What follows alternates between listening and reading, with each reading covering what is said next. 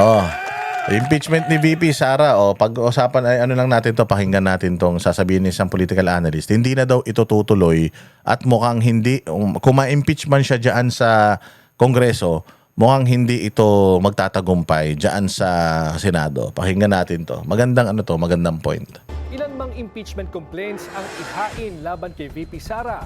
Kumbinsido ang isang political analyst na maaabsuelto ang vice-presidente. Ang pagkilos daw kasi ng Senado sa survival nakadepende. Nagbabalik si Dexter Ganibe para sa detalye. Magdadalawang linggo na, buhat ng may maisampang impeachment complaint sa Kamara laban kay Vice President Sara Duterte. Hanggang ngayon, hindi pa naikakalendaryo para maisama sa agenda of the day sa regular session ng Kamara. Tingin ng political analyst na si Froilan Calilong, maaring may kinalaman ito sa mga numero sa Senado. I think they're really looking at the numbers right now. And for as long as wala pa talagang sigurado na tatawid from the minority to the majority, hindi sila gagalaw muna. Sa kasalukuyang komposisyon ng Senado, 15 ang nasa majority. Siyam naman ang nasa minorya na karamihan ay taga-suporta ng mga Duterte. Pero nakasaad sa batas, kailangan ng 2/3 ng Senado ang sasang-ayon sa conviction ng isang impeachable official na kung susumahin, 16 na boto ang kailangan. Maaresto man ng ICC at makulong man anya sina Senators Bato de la Rosa at Bongo, isama na pati ang mga nasasangkot at iniimbestigahan kaugnay ng flood control scandal na sina Joel Villanueva at Jimboy Estrada, maari pa rin silang bumoto hanggat wala pang pinal na conviction ng korte sa kanila. Sa ilalim po kasi ng ating batas, Yan nga yung sinasabi nating fake news ni ano eh. Yan yung sinasabi nating fake news ni tawag dito, fake news ni Ramon Tulfo. Yan yung fake news niya. Na ito daw ito daw sila mga senador di na makakaboto. Putang na tanga. Si Leila de Lima nga naging senador pa rin kahit nakakulong. technically retained yung kanyang seat unless may conviction na with finality o kaya siya ay nag-resign o na-expelled by a 2/3 vote. So in the short term, the Senate will remain intact. Naniniwala naman si Professor Calilong na uusad sa full impeachment trial sakaling umakyat sa Senado ang impeachment case ni VP Sara. Pero kung sakaling umabot man anya ang botohan sa kung iko-convict o hindi ang VP, mas malamang na ma-acquit ito dahil hindi aabot sa 16 ang boboto para i-convict si Duterte. Yes, 2/3. Kailangan 2/3. Hindi pa pwedeng kasi ang lumalabas Siyam eh. Siyam yung yung senador. Tapos 13, tama ba? 13. Yes, 13 yung kabila. So kailangan pa nila ng 3.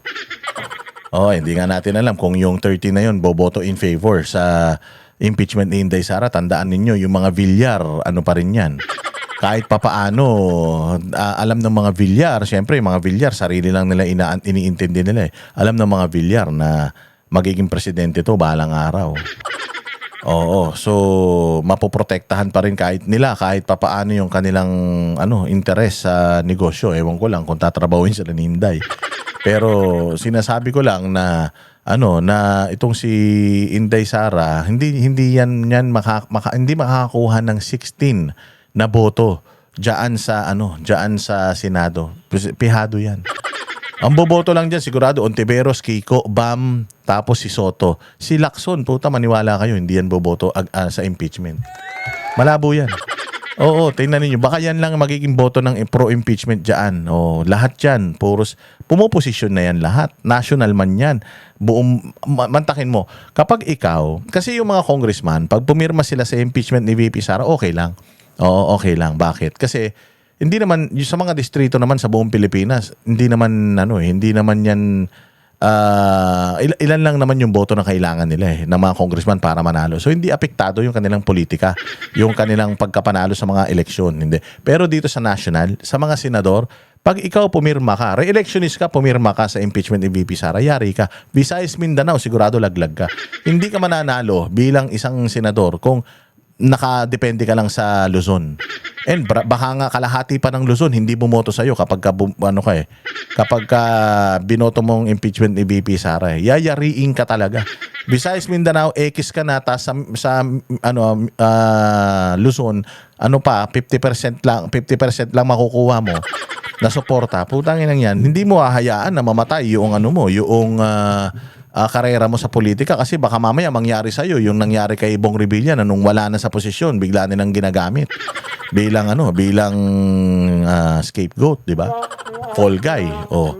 So, sabi ko nga ako, hindi talaga ako natatakot dito eh. Maaaring pwede yan ma-impeach si Inday sa Congress, pero pagdating sa Senate, wala yan. Wala yan, para palapit na ng palapit. Imagine. March na. 2 weeks na yung impeachment niya sa Congress di pa tinatalakay. Kasi nag-ano rin sila eh. Even the congressmen, kabado rin sila.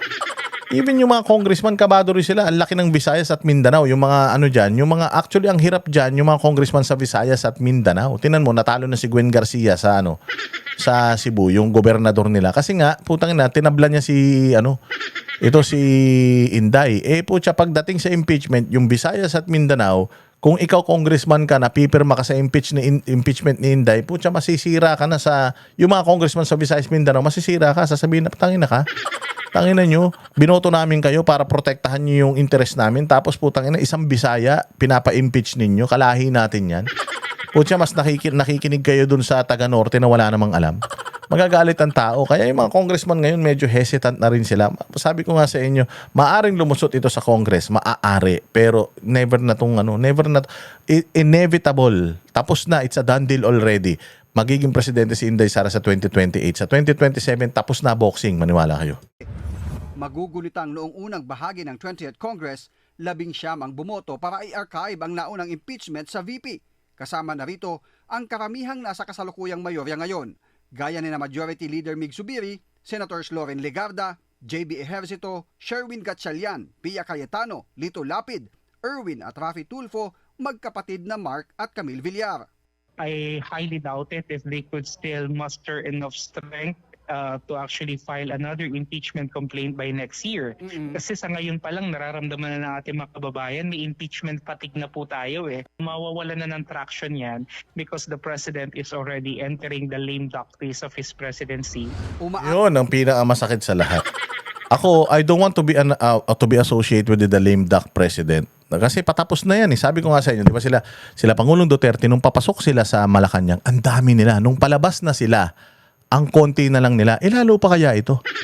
Lalo pa kaya ito na alam nila na paglabas nito ni Bongbong, maliligo to ng sandamukal na kaso at mas masahol pa kaysa sa inabot ni Pangulong Duterte yung aabutin nito. Si Pangulong Duterte na walang ginawa sa bayang Pilipinas eh. Ganyan ang inabot. Si Bongbong pa kaya na walang ginawa kundi abusuhin ang mga Pilipino.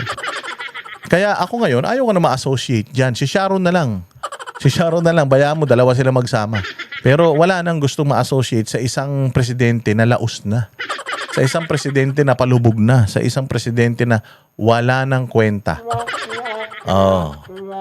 Di ba? Kaya ayan. Asa naman si Kalilong na hindi hahantong ang administrasyon sa pananakot sa ilang nasa minorya na may kinakaharap na investigasyon sa flood control scandal para himuking lumipat sa mayorya o bumoto para sa conviction kapalit ng pagbinbin ng kanilang kaso. Para sa agenda. Wala na yun. Hindi na yan. Maaring ngayon pa lang ginagawa na nila yan eh. Kasi chilling effect yung ginawa nila kay Senator Bong Revilla. And itong mga senador na, kaya nga ICC ginagamit nila eh. Kay Bongo, kay Bato, tapos yung kay Chis Escudero, Villanueva at saka kay Jinggoy, ang ginagamit naman nila yung itong flood control scandal para ma-pressure itong mga ito na if ever ma-convince ang Congress na i-impeach si VP at mapunta rito manalo yung impeachment kay VP. Well, sorry.